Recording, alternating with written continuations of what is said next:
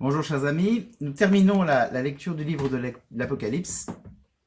Alors un peu comme hier, comme les septénaires sont terminés, on va un peu à marche forcée, alors il faudrait passer beaucoup plus de temps. Mais il faut aussi terminer le livre d'Apocalypse pour pouvoir aborder une autre thématique, la semaine prochaine. Donc voilà, la semaine prochaine, je vais parler de la vie de la grâce. J'ai eu quelques questions là-dessus, et puis il y a des thématiques qu'on peut prendre. Donc voilà, la semaine prochaine, donc je vais revenir sur les. Je ne vais pas faire un commentaire de l'Écriture sainte, mais une petite présentation de la vie de la grâce. Voilà. Mais aujourd'hui, nous contemplons, eh bien, la Jérusalem céleste qui descend comme une fiancée, voilà, parée pour son époux. C'est le dernier chapitre, les chapitres 21 et 22 du livre de l'Apocalypse, les derniers chapitres où nous contemplons, après avoir vu ce qui est d'une certaine manière l'antithèse, l'opposé, l'antéchrist, qui sont les réalités fausses de la terre qui se prennent pour le sauveur mais qui ne sont pas le sauveur. Voilà, il y a une espèce de trinité fausse avec le dragon, la bête puissante et la bête qui parle comme un dragon, une sorte de trinité inversée. Il y a la Babylone, la grande prostituée, voilà, qui est comme, qui est comme la version caricaturée, fausse de la Jérusalem céleste. Voilà, il y a un certain nombre de choses. Une façon de comprendre que les puissances de ce monde et le démon lui-même, en fait, ne sont pas créateurs. Euh, J'avais je connaissais un père spirituel qui disait en fait le péché n'est pas très original parce qu'en fait il n'est pas très créateur, sur un peu les mêmes trucs qui arrivent.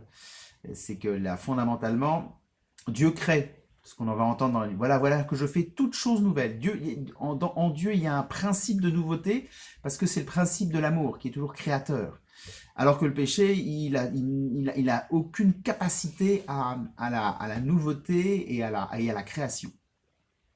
Et donc il ne fait que imiter Dieu en moins bien. Voilà. Et pour reprendre un thème que j'ai un peu filé avec vous, avec l'Apocalypse, la plupart des pouvoirs de ce monde ne font qu'imiter le salut proposé par Dieu en moins bien.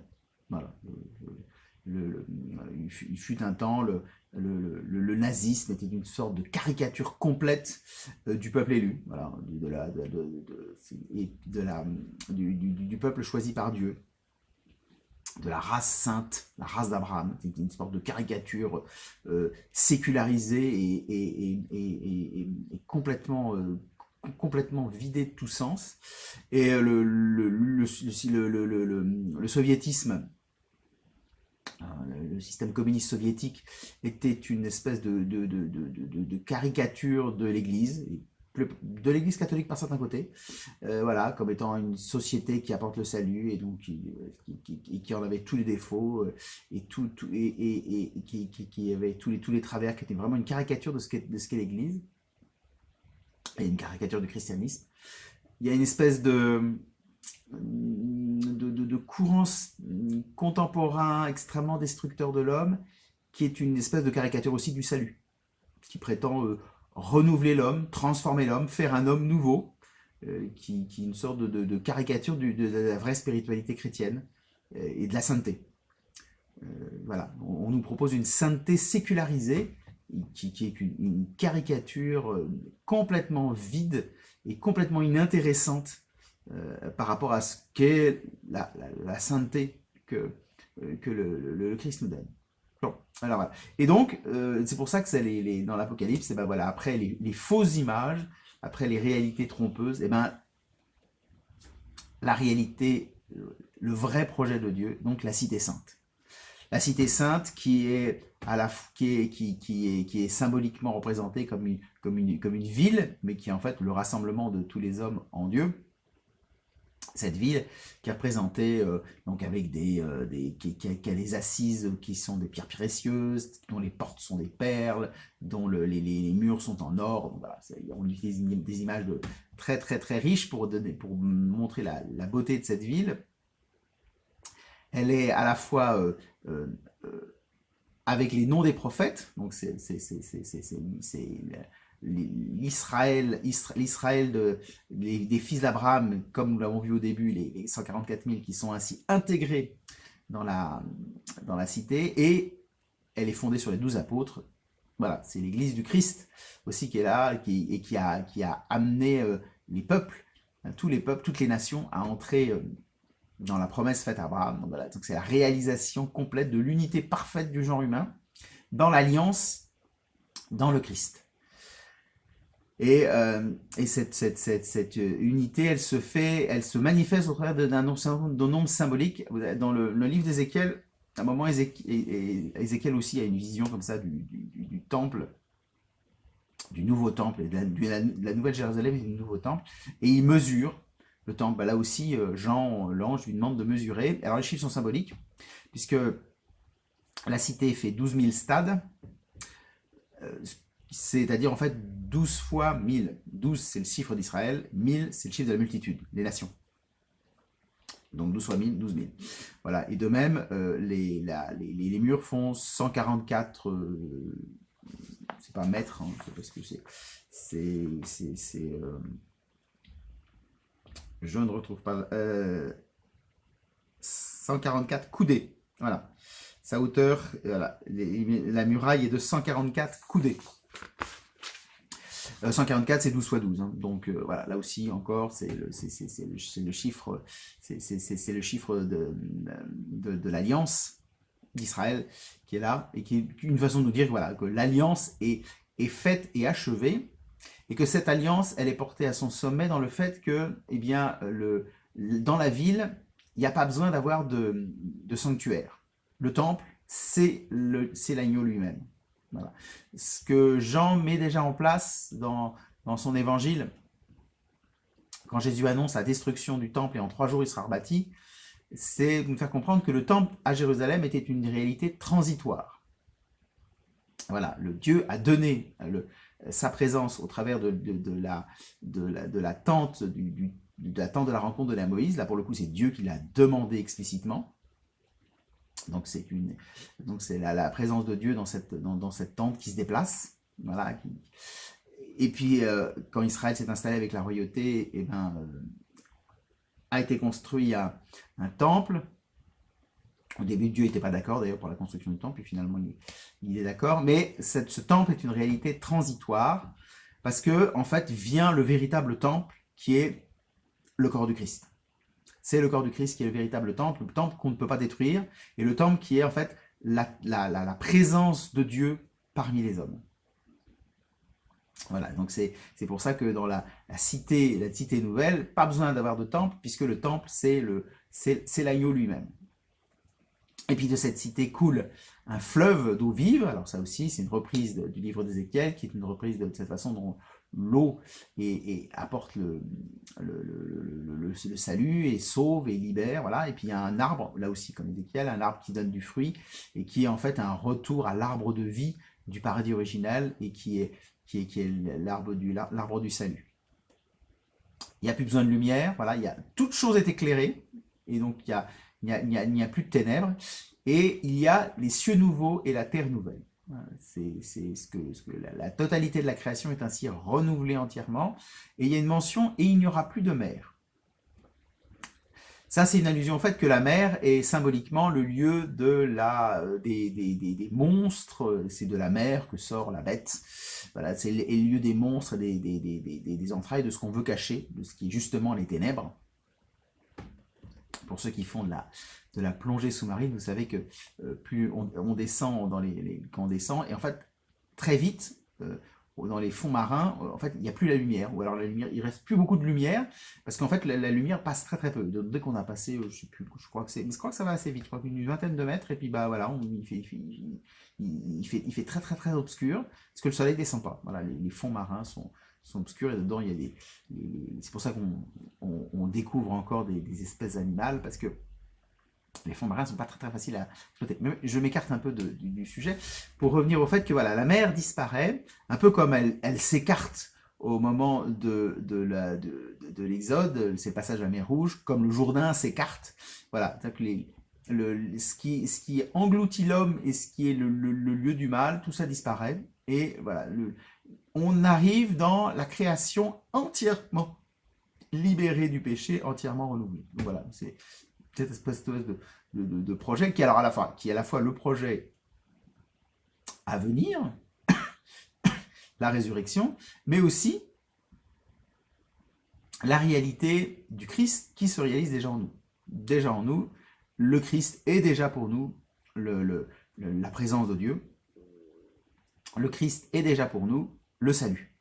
Il est déjà pour nous les cieux nouveaux, la terre nouvelle, pour reprendre la très belle formule de Sainte Thérèse de l'Enfant Jésus, il est notre seule patrie. Son visage est notre seule patrie. En fait, et c'est déjà là. Alors, pas encore fait, pas encore achevé, mais il y a un déjà là de l'Apocalypse. Et c'est pour ça que l'Apocalypse est à la fois une prophétie et en même temps une révélation de ce qui est à l'œuvre à l'heure actuelle, c'est-à-dire le fait que le Christ règne, le Christ vient et il attend de nous, ce que dit très bien le livre de l'Apocalypse, il attend de nous que nous soyons, que nous ayons son nom inscrit sur son front et que nous appelions le Seigneur Jésus. C'est la conclusion de l'Apocalypse. Là, il y a qui reprend un chant liturgique araméen ou hébreu. Maranatha, viens Seigneur Jésus, viens. Avec dans la liturgie juive, quand c'est le Shabbat, donc le vendredi soir, quand on commence le Shabbat, on chante un chant qui s'appelle les Chadodi, viens mon bien-aimé. Ça reprend un peu le cantique des cantiques, où la fiancée, voilà, appelle son bien-aimé, appelle son époux, viens, entre, viens habiter avec moi. Et toute la grande tradition spirituelle d'Israël et de l'Église a toujours entendu ça comme aussi l'appel de l'âme qui appelle le Seigneur à venir à lui. Viens Seigneur, viens habiter en moi, viens et demeure avec moi. Et donc c'est une espèce de... Nous sommes dans un espèce d'appel du Seigneur où lui demandant de venir parmi nous et de demeurer toujours parmi nous. Donc à la fois le Seigneur est là, c'est Saint Matthieu, hein, je suis avec vous tous les jours jusqu'à la fin des temps. Donc à la fois l'Apocalypse dit en fait ce qui est dit là, c'est pas du passé, c'est du présent. On ne peut plus présent. Voilà, le Seigneur est là, le Seigneur règne, la Jérusalem céleste est là. Elle règne cachée mais véritablement présente parce que le règne et la puissance du Christ sont à l'œuvre. Et en même temps, le combat est là, les puissances de ce monde sont encore là, les bêtes qui ont des prétentions à nous faire comme dit le proverbe, nous faire prendre des vessies pour des lanternes, voilà, nous attirer avec des fausses promesses de salut, c'est encore là. Et donc, à la fois, c'est là, et en même temps, voilà, nous appelons le Seigneur pour qu'il vienne, déjà dans notre vie, et dans le monde, voilà, pour qu'il vienne dans ce monde.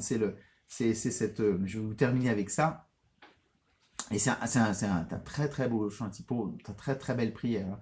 Si vous manquez de prière, si vous manque des petits textes de la prière, il y a le livre des psaumes, mais il y a aussi voilà, cette très courte